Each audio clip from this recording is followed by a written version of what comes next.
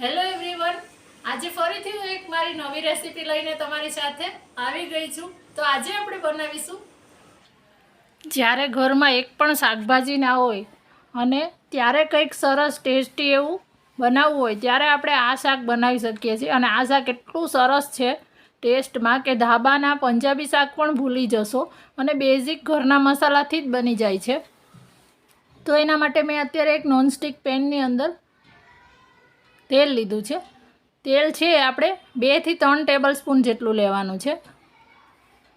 તેલ ગરમ થવા દેવાનું છે અને તેલ ગરમ થાય એટલે એની અંદર આપણે રાઈ લેવાની છે. અડધી નાની ચમચી જેટલી આપણે રાઈ લીધી છે. રાઈ સાથે આપણે જીરું લેશું. રાઈ જીરું ફૂટે એટલે એની અંદર આપણે 5 ચમચી જેટલી હિંગ લઈ લેવાની છે. હવે આની અંદર આપણે ચોપરની અંદર બારીક ચોપ કરેલી ડુંગળી લેવાની છે. થોડું ચંકી બનશે આ શાક તો મજા આવશે રોટલી સાથે કે રોટલા સાથે, ભાખરી સાથે. એટલા માટે અત્યારે હું ડુંગળી ચોપ કરીને લઉં છું. તમને જો ના ગમે તો તમે ક્રશ કરીને પણ લઈ શકો છો. હવે ડુંગળીને એનું પાણી બળી જાય અને એકદમ સરસ શેકાઈ જાય ત્યાં સુધી એને સાતળવાની છે. ડુંગળીનો થોડો કલર પણ ચેન્જ થઈ જશે ત્યાં સુધી આપણે ડુંગળીને સાતળીશું. અને ફરીથી એ જ ચોપરની અંદર આપણે ટામેટાને ચોપ કરી લઈશું. અત્યારે મેં 2 મીડિયમ સાઇઝની ડુંગળી લીધી હતી અને સાથે જ આપણે 3 ટામેટા લેવાના છે. તો ટામેટાને પણ આપણે આ રીતે અધકચરચ ક્રશ કરી લીધા છે. ચોપરની અંદર કર્યા છે. તમને ના ગમે, તમને એકદમ ફાઇન પેસ્ટ જોતી હોય તો તમે મિક્સચરમાં પણ કરી શકો છો. હવે આપણે આ ટામેટાને સરસ સાતળવાના છે.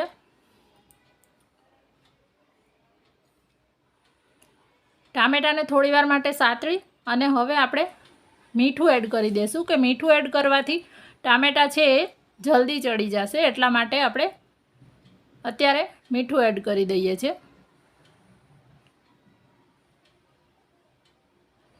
બધું જ ફરીથી મિક્સ કરી લેવાનું છે.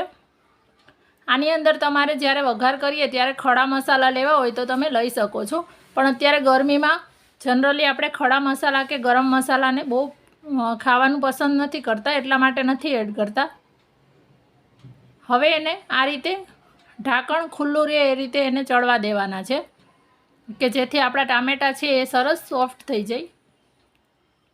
તમે જોઈ શકો છો કે ટામેટાં છે એ થોડા સોફ્ટ થઈ ગયા છે. આપણે એની અંદર હળદર લઈ લીધી છે અત્યારે અને તેલ પણ આપણું સરસ છૂટી ગયું છે. હજી અમુક જે ટામેટાના ચંક્સ છે એ કાચા છે તો એને પણ આપણે હજી સરસ 2 થી 3 મિનિટ જેવું ચડવા દેશું. ત્યાં સુધીમાં આપણે એક પેસ્ટ તૈયાર કરી લઈએ. દહીંની પેસ્ટ આપણે એક બનાવીશું. તો આને ઢાંકીને આપણે ચડવા દેવાનું છે.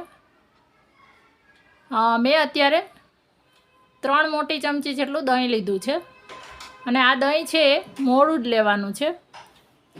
ત્યાર પછી આપણે આની અંદર મસાલામાં 1 ચમચી ધાણા જીરું પાવડર લેવાનો છે અને સાથે જ આપણે 1 ચમચી લાલ મરચું પાવડર લેવાનું છે. તીખાશ તમને ગમે એ પ્રમાણે તમારે વધારે ઓછી કરી લેવાની. હવે તમારે અત્યારે જો ગરમ મસાલો એડ કરવો હોય તો તમે અત્યારે આની સાથે ગરમ મસાલો પણ એડ કરી શકો છો. પણ ઉનાળાના કારણે અત્યારે આપણે ગરમ મસાલો નહીં એડ કરીએ. હવે આની અંદર આ જે પેસ્ટને સરસ આપણે મિક્સ કરી લીધી છે એમાં કોઈ ગાંઠા ના રહે એ રીતે એને આની અંદર લઈ લેવાની છે.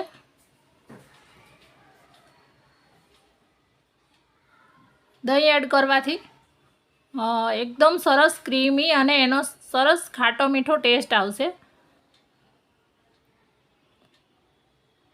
હવે આને દહીં છે એ આપણું ચડે ત્યાં સુધી એને સાતળતું રહેવાનું છે, નહીંતર આપણું દહીં છે એ ફાટી જશે. એટલા માટે આપણે આ રીતે સતત એમાં થોડા બબલ્સ થવા લાગે ત્યાં સુધી એને હલાવવાનું છે. આ શાક બસ અત્યારે આ સ્ટેજ પર પણ તમે ખાવાના ઉપયોગમાં લઈ શકો છો. આમ નામ પણ આ બહુ સરસ લાગે છે. હવે આપણે આની અંદર થોડું આને પતલું કરવા માટે પાણી એડ કરીએ છીએ. જે તો દહીંવાળો જે આપણો વાટકો હતો એની અંદર જ આપણે પાણી લઈ અને આમાં આ રીતે રિન્સ કરી અને લઈ લેવાનું છે. અહીંયા આપણે રોટલા, બાજરીના રોટલા સાથે કે પછી જુવારના રોટલા સાથે, ભાખરી સાથે કે રોટલી સાથે, તમારે જેની સાથે ખાવું હોય એ પ્રમાણે તમારે રસો કરી લેવાનો. અત્યારે આપણે રોટલી સાથે ખાવા માટે બનાવીએ છીએ એટલે મેં બહુ વધારે પ્રમાણમાં નથી પાણી એડ કર્યું. ઉપરથી 2 લીલા મરચાં પણ લીધા છે કે જેને તીખાશ ગમતી હોય તો એના માટે આખા લીધા છે એટલે બહુ વધારે તીખાશ નહીં આવે. સાથે જ આ રીતે ડુંગળીને લેયર્સ કરી અને અલગ કરી લેવાની છે અને 1 ટામેટું અને 1 ડુંગળીને આ રીતે મોટા ટુકડામાં ક્યુબ્સ જેવા કાઢી લેવાના છે અને એ આની અંદર એડ કરવાના છે. એનાથી આનો લુક અને ટેસ્ટ બેવ બહુ સરસ આવશે.